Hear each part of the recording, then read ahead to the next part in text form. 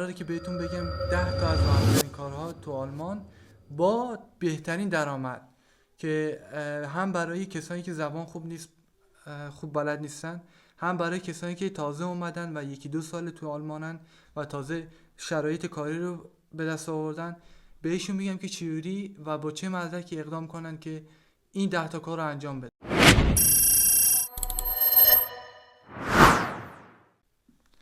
بچه شروع میکنم با شغل دوام. شغل دوام توی آلمان آیتی به حساب میاد. آیتی یکی از بهترین و پردرآمدترین شغل توی آلمانه. این شغل سالیانه 5 تا 10 هزار یورو درآمد داره و خوبه برای مهاجرانی که تازه اومدن تو آلمان یکی دو ساله و به زبان آلمانی متصل نیستن و زبان انگلیسیشون خیلی بهتره و برای همین من خودم میگم شغل دوام آیتی میاد، چون که آیتی خوبه وقتی که شما انگلیسی بلدین. اگه انگلیسی بلد نیستید خیلی براتون سخت میشه. این مخصوص کسایی که انگلیسی بلدن و میتونن به انگلیسی به خوبی حرف بزنن، یا همون نیمه اول نیمه دوم خیلی خوبه. و چیوری آیتی میرید درخواست میدید توی شرکت ها و با رزومه‌ای که دارید، مثلا با کارهای قبلی که انجام دادید، شما رو ارزیابی میکنن که برای این شغل مناسب هستید یا نه. شغل نهم. بچه شغل نهم برنامه نویسی است. برنامه نویسی یکی دیگه از بهترین شغل‌های توی آلمانه. برنامه نویسی که قادر باشید به برنامه نویسی، کسانی که قادر باشن به برنامه نویسی خیلی خوب، خیلی خیلی خیلی سریع با رزومه خوب توی بهترین شرکت‌های آلمانی قبول میشن. من پیشنهاد میکنم اگه کسانی که برنامه نویسی بلدن، اگه تو آلمانن یا تا حالا این جرأت رو پیدا نکنن که خودشونو پیشنهاد کنن به شرکت‌های آلمانی، حتما این کارو بکنن و راحت ترین کاره. میشینی فقط یه برنامه مینویسی، اونم از تجربیاتی که داری استفاده میکنی و درآمدی خیلی بالا به دست میاری.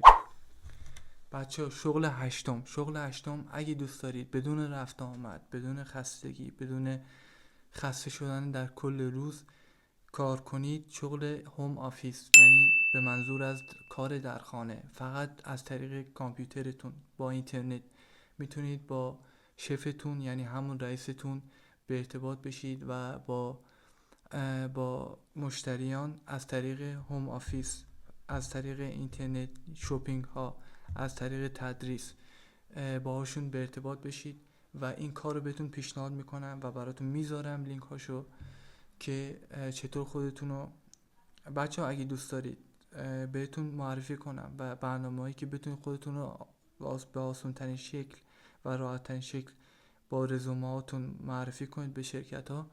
اگه دوست دارید یه ویدیوی دیگه در مورد اون میسازم و براتون میذارم همه چی رو، همه عکس‌ها رو.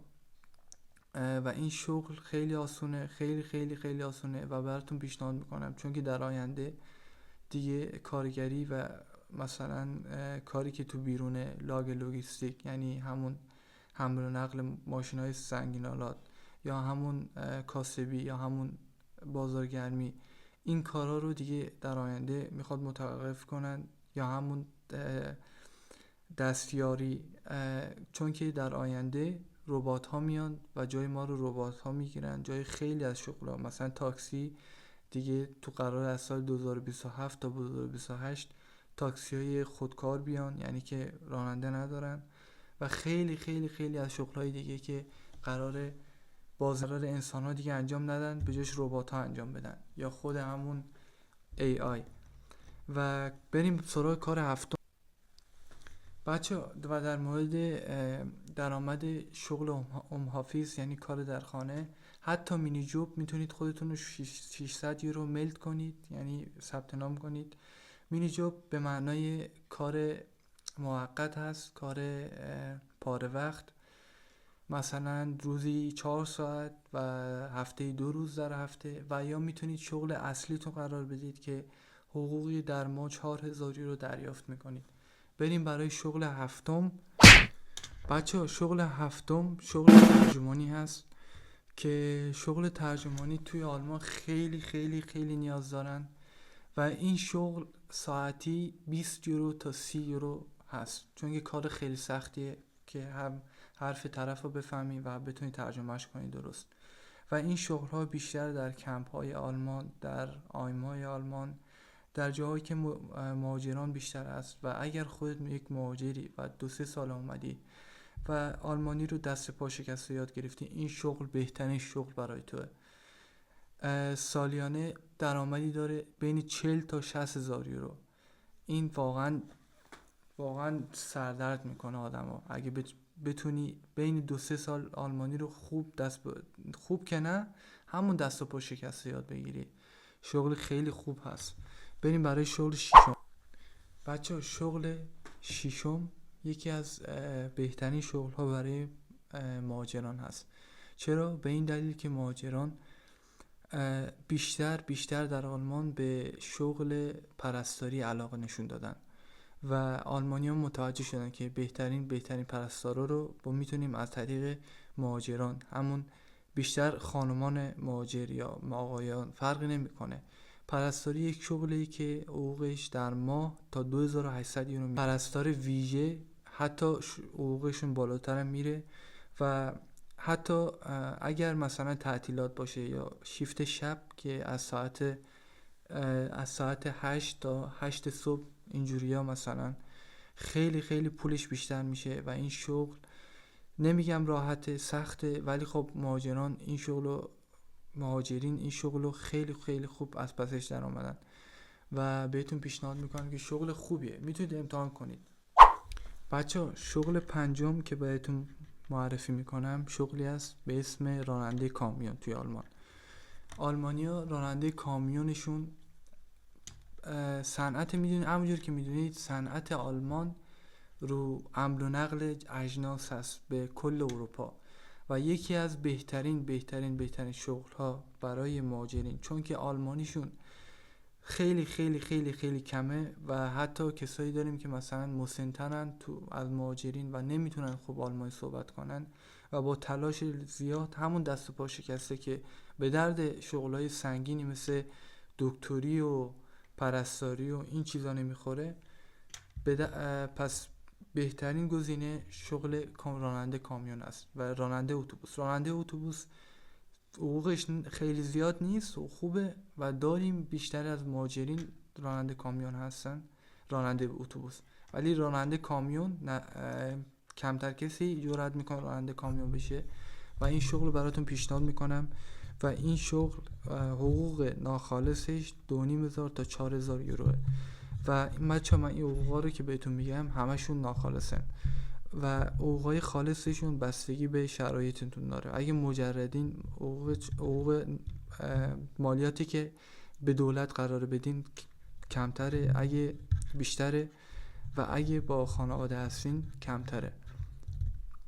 و بچه راننده کامیون یکی از بهترین شغل هاست، یکی از بهترین گزینه هاست، میتونید امتحان کنید و خیلی هم سریع میگیرن. اگه رزومتون رو آماده کنید و با لیبنسلافتون یک دست خوب بفرستین، در 1 هفته الی 4 هفته میتونید جوابتون رو بگیرید. تولید محتوا چطور؟ همین یوتیوب تولید محتواست، تیک تاک و برنامه‌هایی مثل اینستاگرام همشون تولید محتواست. بچه شما میتونید با همین تولید محتوا و راحت ترین کار درآمد کسب کنید و اون بستگی به تلاش خودتون داره، بستگی به شجاعتتون داره، بستگی به این داره که چطور پیشرفت کنید در چه بازه از زمانی. ولی نباید همه رو تولید محتوا سرمایه گذاری کنید. میتونید رو شغلای دیگه و شغل دومتون تولید محتوا باشه از طریق تیک تاک. به لاگ لوجستیک یعنی بخش حمل و نقل توی آلمان، توی فروشگاه‌های خیلی بزرگ لاگ لوجستیک نیاز دارن آلمانیا. یک فوشاین داریم، یک گواهینامه داریم از یه دونه جرثقیل باربری که عکسشون رو براتون میذارم. خیلی از اشخاص نزدیک من، از دوستانمون همین کار رو ادامه میدن و شغل خوبیه، درآمدش سالانه از 1500 یورو تا 2500 یورو ناخالص هست ماهانه و پیشنهاد میکنم در رتبه 8 اگر کاری تا الان نتونستید پیدا کنید 2-3 سال تو آلمانیتون زیاد خوب نیست، خودتون رو سریع به وبن کنید، یعنی همون معرفی کنید به شرکت ها، به فروشگاه ها. حتما که جوابی میگیرید. اگه از 10 تا نگرفتید از 100 تا. هیچ وقت بچه ها پشت کارتون رو به پشت کارتون نگید که نمیتونید، نگید که من نمیشه، ناامید نشید. همه چیز هست، یه راهی بالاخره پیدا میشه. و بریم سراغ شغل شاپینگ. هست که من تو سایت آلمانیا خوندم که گفتن این شغل برخلاف تصور عموم یک شغل قانونی است که خیلی شغل خوبیه، راحت. دراپ شاپینگ اصلا چیه؟ دراپ شاپینگ شغلی هست که بهش میگن خرید و فروش به صورت سایتی. یعنی چی؟ یعنی که شما یک محصول رو در یک سایت میبینید، میایید سایت خودتون رو مؤسسه میکنید و در اون سایت اسم و بنری میزنید و هر کی داخل اون سایت میاد میفهمه که این سایت برای شما و تصور میکنه که این اجناس ها که شما اونجا آپلود میکنید برای شما، یعنی مالکیتش به شما. ولی اینطور نیست، شما عموم رو دارید محک میزنید. با این کار که شما یک اجناسی رو در وبسایت میبینید، اون اجناس خوشتون میاد و میدونید که این سر این اجناس میتونید سود کنید و اون محصول رو میخرید برای تستی، میارید خونه، از روش یه عکس میگیرید، ویدیو میگیرید و در سایت خودتون آپلود میکنید و کسانی که از اون محصول خوششون میاد در سایت شما بشتل میکنن، یعنی سفارش میدن و سفارش ها که رفت بالا 10 تا 20 تا شما از همون سایت اصلی، نه از سایت خودتون، از سایت اصلی میرید سفارش میدید به تعداد سفارشاتی که گرفتید و به جای آدرس خودتون آدرس مشتریان رو میزنید. خیلی آسون. فقط شما اینجا سود کردید، نه شما جنسی رو فرستادید نه دیگه، فقط جنس ها از خود مجموعه میره به خونه مشتریان. بچه این شغل دیوونه کننده است. خیلی پیشنهاد میکنم کسانی که دو آلمان اومدن این شغل رو، حتی توی تیک تاک هم معروف شده، تیک تاک شاپ که همه انجام میدن، ولی این شغل یه چیز دیگه است، دراپ شاپینگ. کسانی که آلمانی بلد نیستن خیلی آسونه، فقط با چند تا جمله میتونید سایت خودتون رو باز کنید، توی سایت اجناسی که خوشتون میاد و میدونید روش سود میکنید رو آپلود کنید و فقط ببینید که چجوری سفارش میگیرید. این دیگه به خودتون و تکنیک خودتون بستگی داره که چجوری پیش برید. و شغل دهم رو میذارم به عهده شما. بچه شغل دهم رو شما بگید که توی آلمان میشه چی کار کرد توی کامنت ها و فقط اینو بگید که راحته یا سخته. راحت ترین کار با درآمد بالا شغل دهم حساب میشه و درآمدشو بگید و بگید که چجوری و با چه مدارکی میتونیم این شغل رو انجام بدیم. خیلی خیلی خیلی ممنون که تا اینجای ویدیو دیدید. اگر از من خوشتون اومد و از این ویدیو لایک رو بزنید، سابسکرایب کنید و دکمه زنگوله رو بزنید تا ویدیوی من به شما نشون داده بشه. بچه‌ها خیلی دوستتون دارم. تا ویدیوی بعدی، پیس آوت.